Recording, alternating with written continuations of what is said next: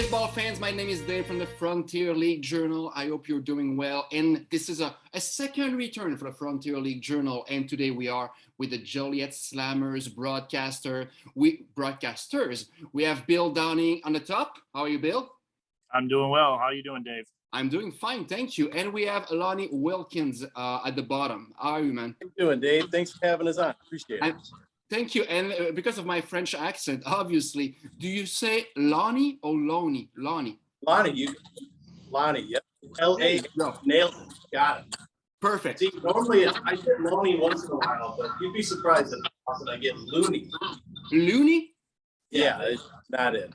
I don't know whose name is the kid Looney, but well, you would need a second O in your name to be able to call yourself that way. There you go. And by the way, Lonnie, the sound is so-so, by the way. okay. Let's see. Already better. Thank you so much. So guys, the Joliet Slammers, let's get right into it. This is not a good year for you, but for some reason, the romantic part of me, when I talked to Heather Mills, maybe she had me there, because in 2018, and when I talk also to Kevin Santiago, you were, let's face it, very bad at the beginning of the season, only to end up the champions of the league. What's going on right now? What's your take? Maybe beginning with Bill. Oh, or Lonnie. Go ahead. Well, I think it is. Well, the season that we're having, you can contribute it to a couple things. And one is a lot of injuries. We've had a lot of injuries here on this team that's taken some big names out of the lineup and out defensively. And then Major League Baseball with the contracts, we lost quite a few pitchers right off the bat that were moved up to the Major League Associates, see whether single, double, or triple A, or even the majors. But I think that's one of the main attributes, or those two for sure, is what is causing the struggles this season. Okay. Yeah, it's what Bill said. Actually, that's pretty much what I was going to say too. It's a good problem when you're having a lot of players signed away from us. It was early within what felt like 3 or 4 weeks of the season. We had 4 big starting pitchers taken away from in baseball. You know, usually good pitching beats good hitting.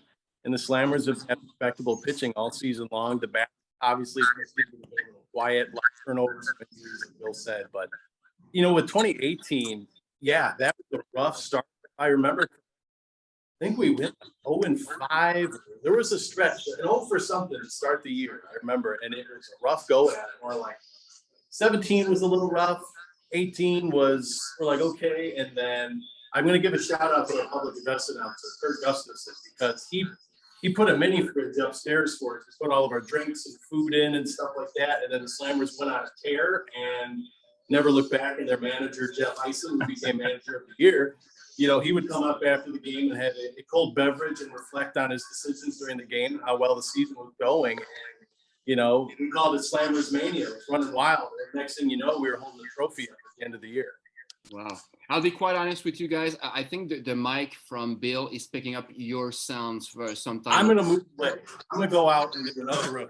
I appreciate that, man. As I bang into his hair like a grizzly bear. Let me move it. And you seem to have a very, very nice area for your press box. God damn. We do. Pretty good.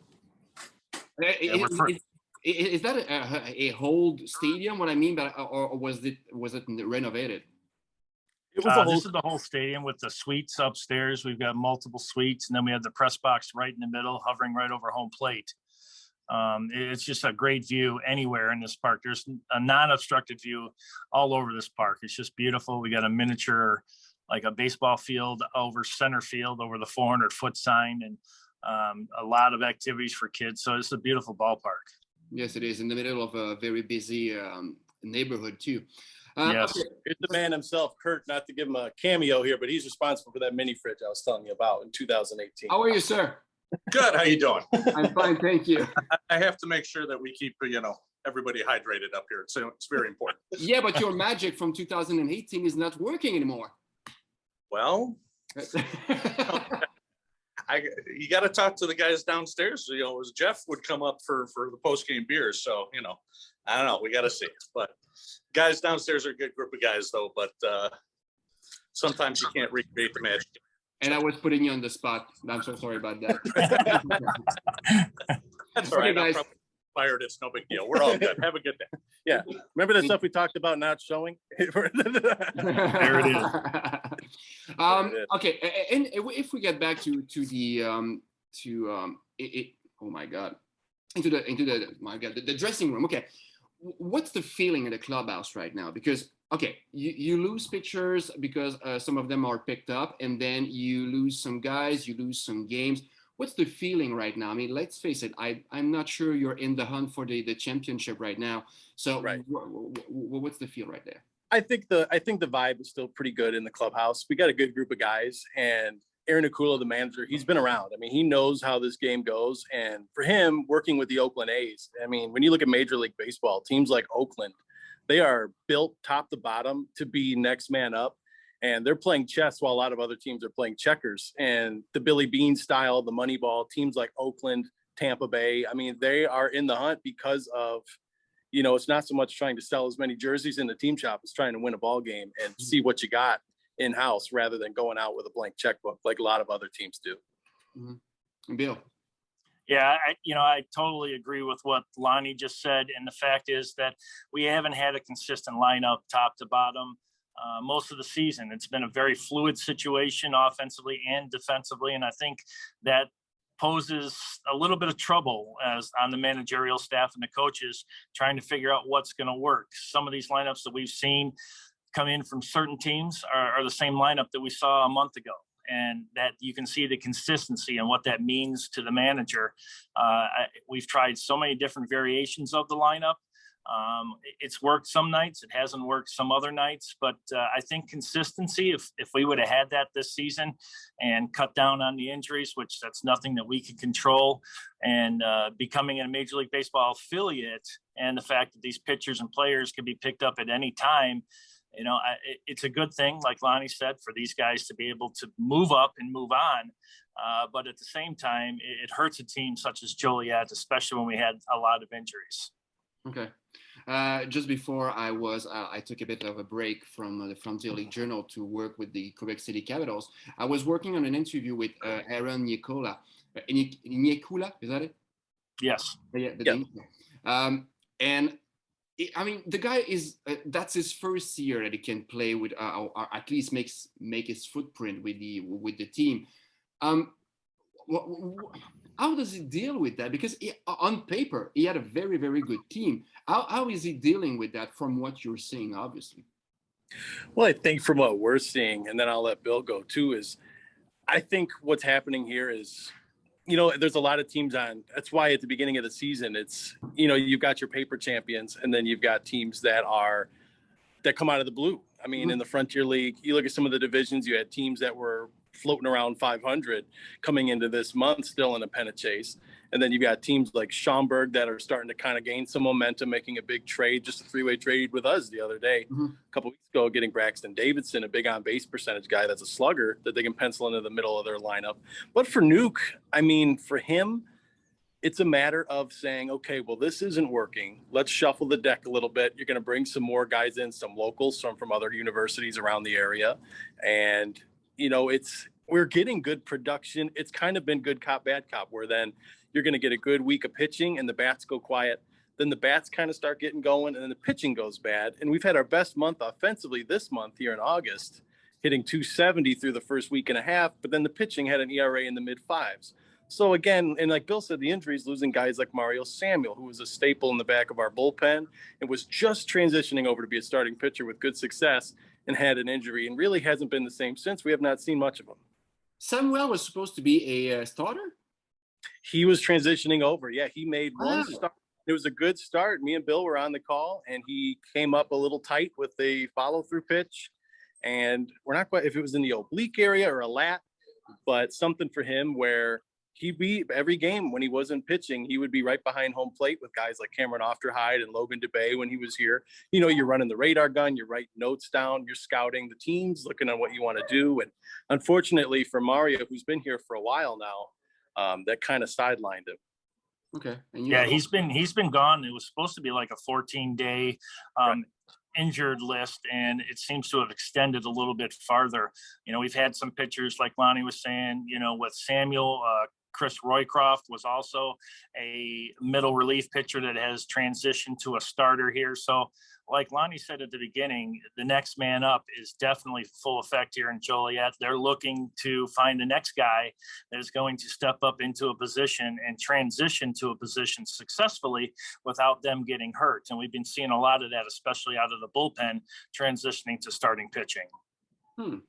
It was surprising with Joliet is, and we've seen it with Quebec City Capitals in 2019.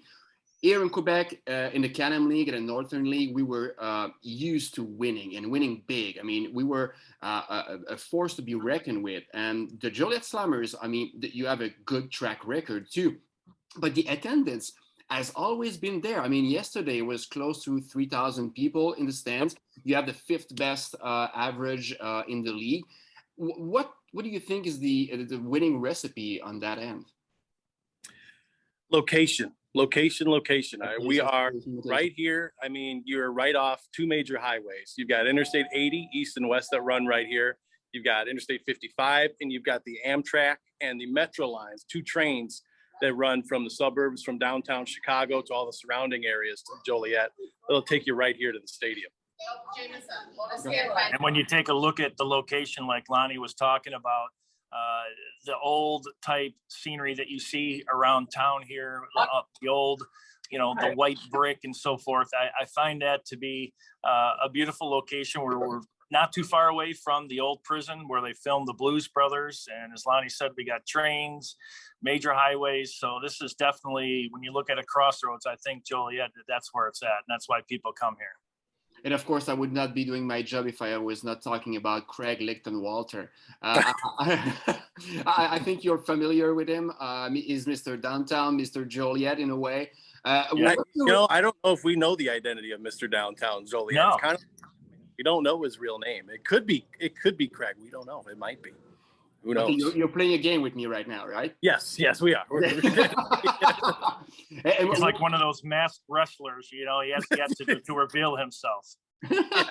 And what's your relation with him? I mean, is he involved in the promotion of the team? I mean, does he go in the press box and says hello to you? I mean, what's the relation? Well, yep. He is basically our super fan. So he's been a longtime season ticket holder. He's very active in the community out here, attending various events, various stores and everything like that out here as well, supporting the community. And for him, he's always been a big ambassador of us and always putting us out there in the good light. And hey man, he represents us.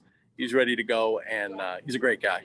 Every team needs those guys, man. I mean, and my hat is off to him, and cheers to you, Craig. Aaron Nicola brings a statistically minded approach to your team. He's established a few pages on Twitters where there is the Joliet Slammers player development.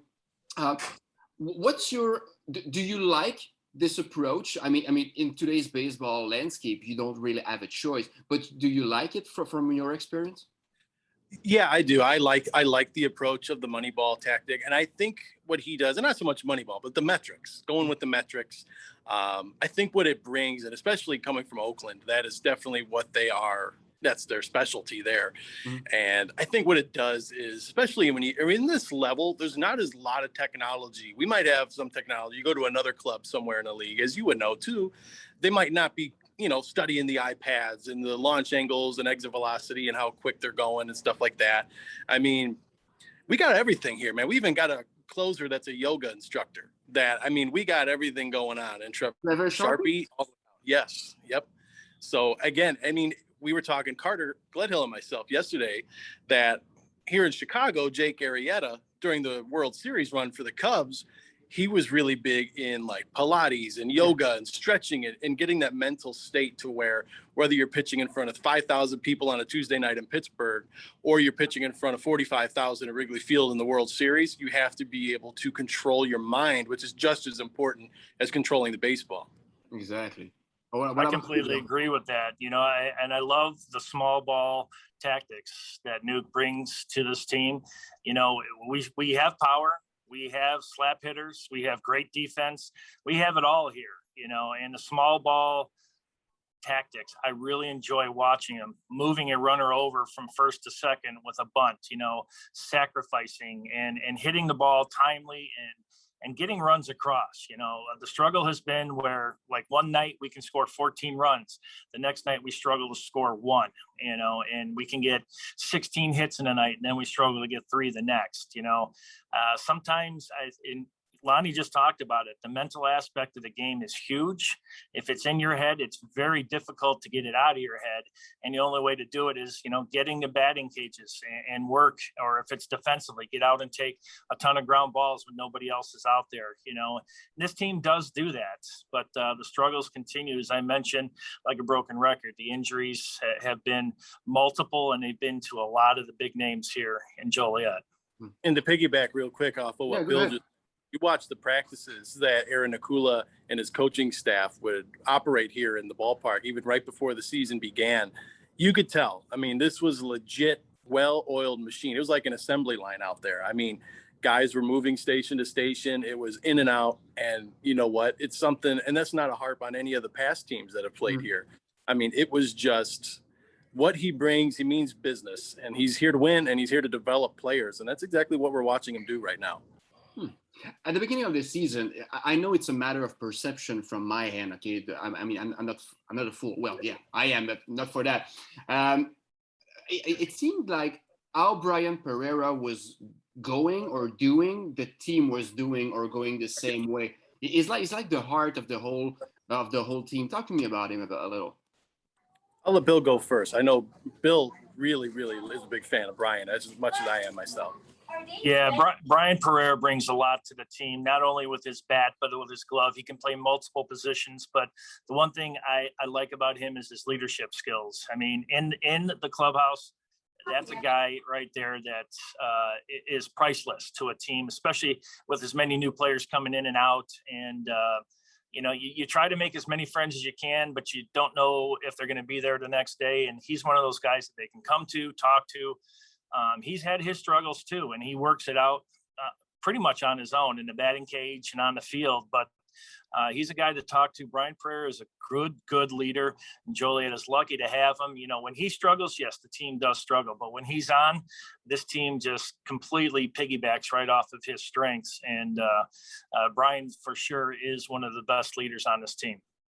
And he's really been having a nice month of August, even though the numbers, if you look at the stats right now, not the greatest. They're not going to blow you away. But the one thing that he was struggling trying to do the past couple of months, really, to Bill's credit too, after a hot start, was just putting the ball in play, just putting the bat on the baseball.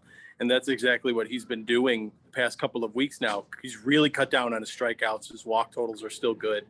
He's popped a couple home runs in there too, but that's really not what he's trying to do right now, because pitchers were just pitching him away, and soft. They weren't giving him anything fast or on the middle part of the plate or in.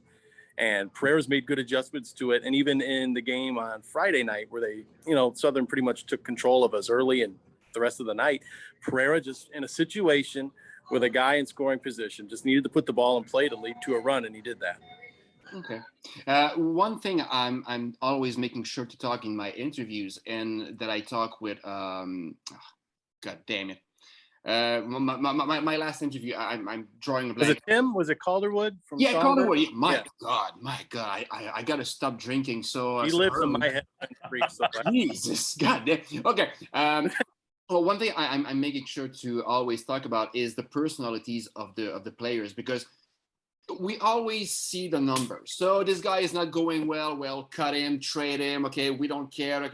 But I mean, there are lives behind those players. So your girlfriend is unhappy with you. You have there is a health trouble with one of your child. I mean, there are consequences that show up in the numbers that we don't see. Right. Can you talk about the personalities in the clubhouse? Have you been surprised by a few new arrivals? Are there like clowns? Talk to me about the team a little. I think there's some where, obviously, like Bill just mentioned with Brian Pereira, he is kind of the calm, cool, collected guy. But don't let it fool you. He will like to grow out a mustache to get a rally going. He is, I would say, probably the clown of this team. And there's probably more than a couple in there. with everything. I mean, this team right now it's still a fun team. I mean, despite the record, there's still a good group of guys, and they're fun to be around. You'd never know if they had won 50 games straight or lost 50 games straight. They're going to show up to play the same way. And to your credit, that mental part of the game that we touched on a little bit earlier, like you said, that's the thing that the common fan doesn't take into consideration of these guys, especially at this level. There might be 5 guys living in a house that's 2 bedrooms, and they're driving an hour and a half each way to be here. And they haven't been able to see their wife or their child or girlfriend, hi. And then we've got all this stuff. And then, all of that, where there's a lot that factors into this stuff. Okay. But with Alonzo Jones, Briley Ware, even Logan Doobie, were they good influences in the clubhouse? Yeah. I think Logan, before he left here just not long ago, he was one of those guys too that was having good success when some starters weren't, and when we had lost some starting pitching. He was the one that would be down there. A perfect example is Cameron Ofterhide. He would be sitting right there with Cameron Ofterhide and Chris Roycroft, 2 guys up to a slower start. We're getting a lot of innings. I mean, it took Cameron till last night to get his first win, even though the win-loss record isn't the most important stat anymore on a baseball card, but it's still to get the monkey off your back. And that the tutoring of guys like that are saying, try this pitch or change your grip a little bit, and that can turn someone's whole season around. What about you, Bill? I totally agree. Unfortunately, Alonzo was injured early in the season with us, and then he was traded to Gateway.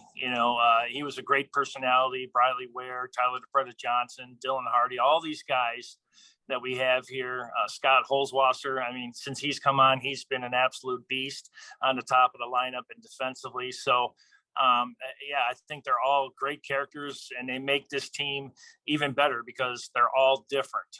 And I like that. No one's trying to be like someone else, because in the struggles, you got to try to find out, and go through your own demons and figure out, why am I not hitting? Why am I making so many errors? The mental aspect. But these guys feed off of one another, great characters.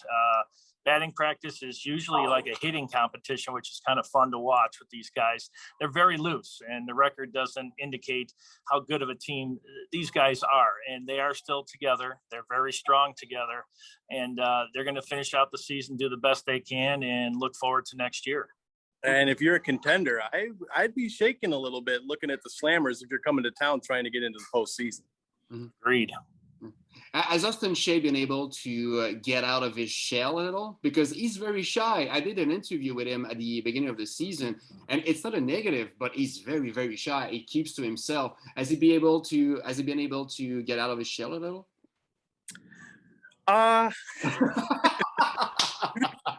He's the same. He's a good guy. I mean, it's what Austin brought to the table. There's guys that are going to be loud personalities in a good way. And there's going to be guys that are just quiet, reserved, grab the ball and go out there and give you 5-6 innings. And that's what he is. He's good. Okay, perfect. When Équipe Québec got into town, who was able to make you learn how to say the names? Well, it's funny you say that. We were doing our pregame show down there, and I was hoping that I could find someone that would kind of understand my American lingo a little bit. And unfortunately, I found a player that was very, very heavy French Canadian. And I'm like, oh no, what do I do? What do I do?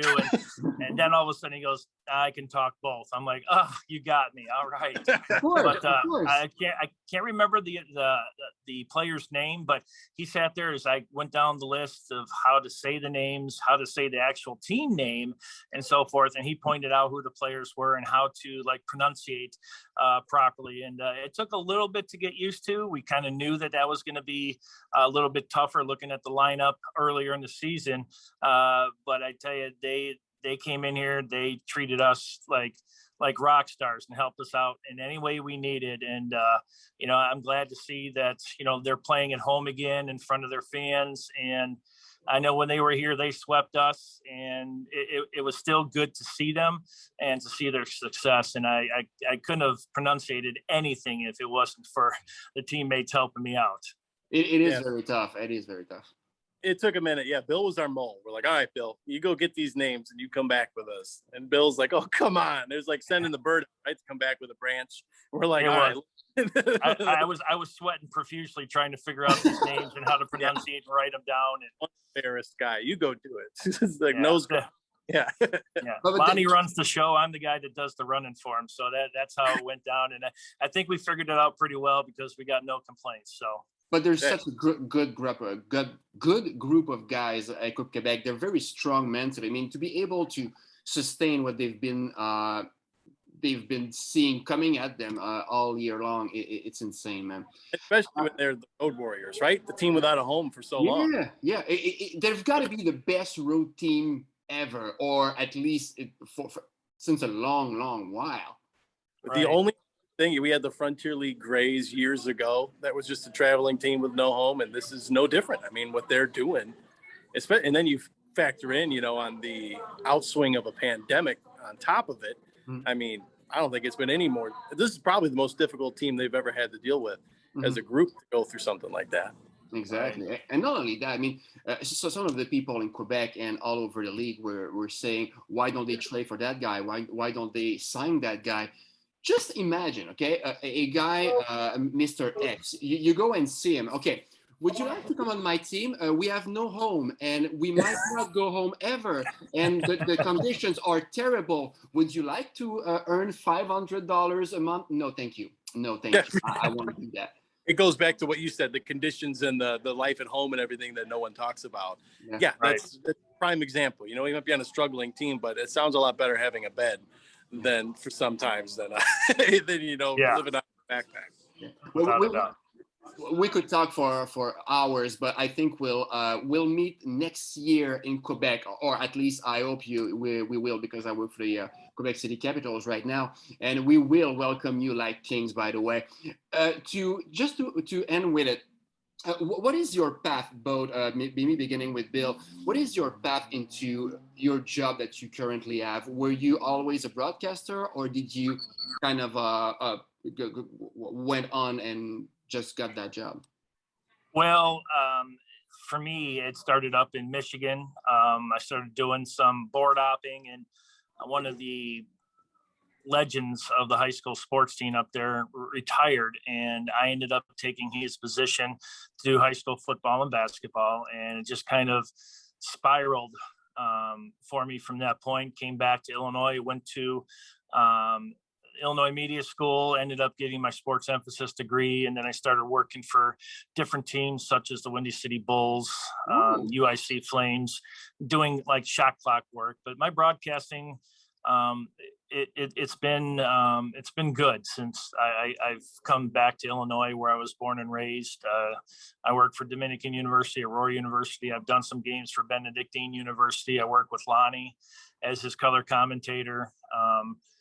I think how I got this position was last year we did the City of Champions Cup, and I worked with Lonnie, and we had really good chemistry right off the bat. And the people liked it. Our boss said, "Hey, how about you two doing it again next year?" And I said, "Absolutely." And you got Kylie Rogers, who is kind of like my fill-in, and she does such great work. So I mean, between the three of us, I'm just very blessed to even have this job and to work with talents such as Lonnie and Kylie and so forth. Yeah, I owe Kylie an interview, by the way. Kylie, I have not forgotten about you. Believe me, I've had to cancel so many people. You want me to go get her? I can get her right now. But the only problem is I have 10 minutes left because I'm a cheap fuck. So soon, if I go more than 35 or 40 minutes, you're a cheap fuck too? I'm a fuck too. It's okay. Yeah. Can I say cheap fuck? Can I say that? Yeah, you just did twice. Of course. It's my media. It's my media. I decide. But I owe her an interview, and I have not forgotten about her. Believe me. And what about you, Lonnie? What's been your path to climbing the ladder? Shout out to Bill too. I mean, Bill is awesome to work with. I have a great time. Everybody here, Carter, Kylie, everybody's awesome. Exactly right. I got to say that so he keeps going to get all the French names for me. But no, yeah, I started my first broadcasting thing started in 2014 in college at Western Illinois University down there. I went to college to be a sports announcer. Got down there, did an audition for the college team, and they had radio and they had TV. So there were 4 positions, right? Interviewed for it, didn't get it. So I was only there because I did undergrad in a community college. So my first year, I didn't get to call it. And I'm like, shoot, I'm already here, and it's no secret how expensive college is. I'm like, well, I want to broadcast the games. And then I was adamant about it, right? I was like the Rudy in the department. I just kept coming at him.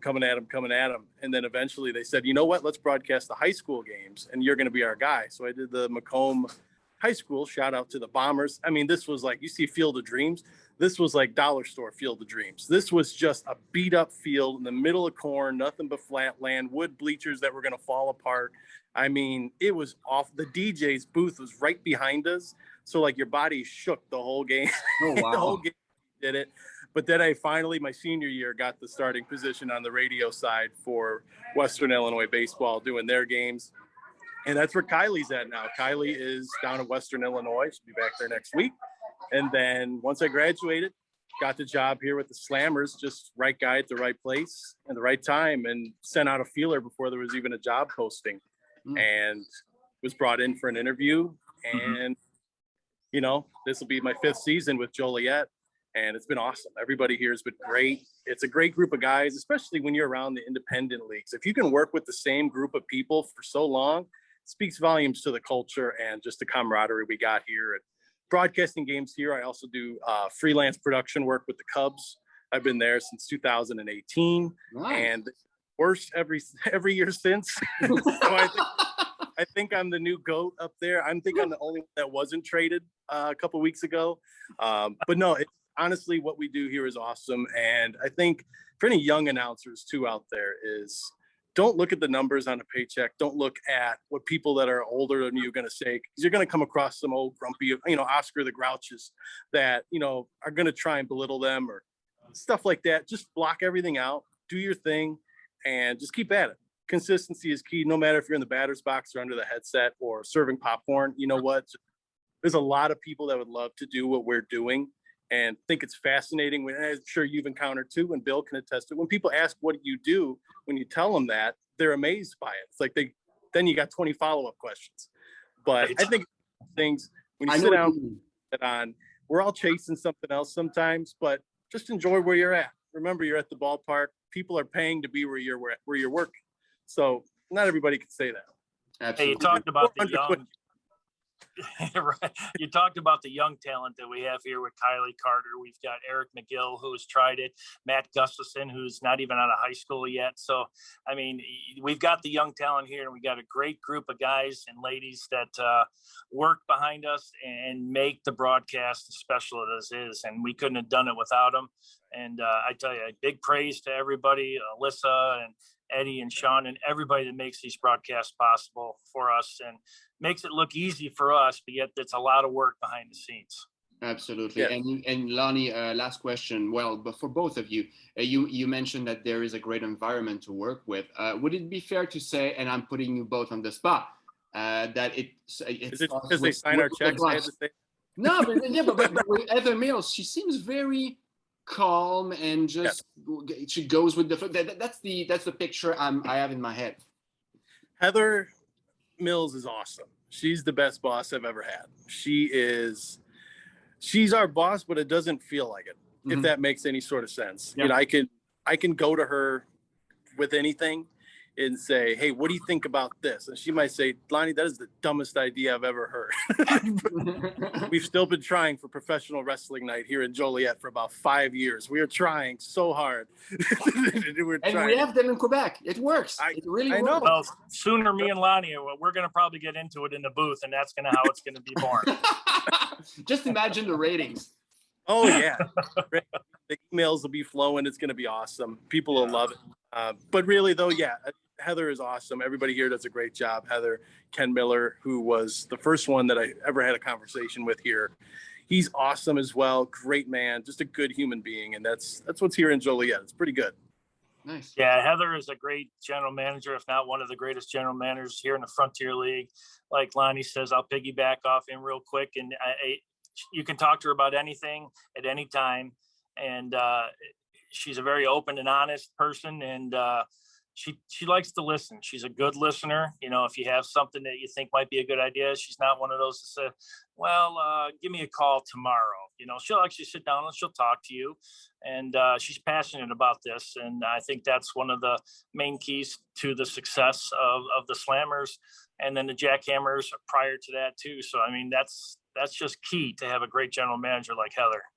Nice. Well, say hi to Heather if you see her today. And guys, let's keep in touch. Thank you so much for taking the time to do this. Let's do that again. And we'll see each other in Quebec next season. All right. Yes. We'll come up there and eat some, what is it? French fries, gravy, and cheese curds. Poutine. Yes. Poutine. Hang on. It wouldn't be Joliet. Craig, come here. It wouldn't be Joliet real quick if we didn't have a cameo from Mr. Downtown himself. There he is. What are you doing in the offices? I get to go everywhere. Oh, come on. Do you have a key? No, they leave the door. He's got the key. He's got the key to the city. Don't let him fool you. It's nice to see you, man. There we go. There he is. That's Mr. Downtown. He's got a chocolate statue of himself outside. As long as it doesn't get too hot, we have to rebuild it. So he's doing good. last week wouldn't have made it. No. He's got a statue of him outside the stadium? Not yet, but it's coming, I think. We would like for him to think that, though, and that's why they call him Mr. Joliet, so don't let it fool you. Hey, guys, thank you so much for taking the time, and have a great day. Absolutely. Thank you, Dave. Thanks for having us. Bye-bye.